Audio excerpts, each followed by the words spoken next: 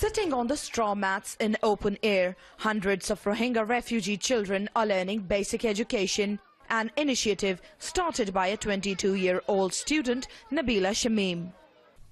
It has been several weeks since we came to this place. We saw how marginalized this community is.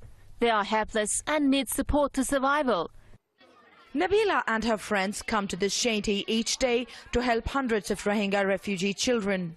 Each member of the group teaches one subject so that these children at least get admissions in Indian schools. Majority of Rohingya refugee children in India don't go to school because of the language barrier and their refugee status. These children are the future of Rohingya community. However, with each day passing by, this community is losing its culture, language and traditions.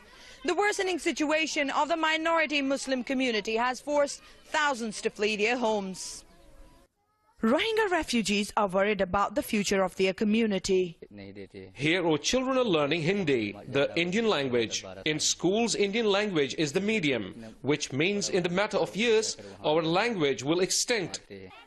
Living with the constant fear of yet another expulsion, the Rohingya refugee community is scared to raise their voices. India is not a signatory to the United Nations Convention relating to the status of refugees.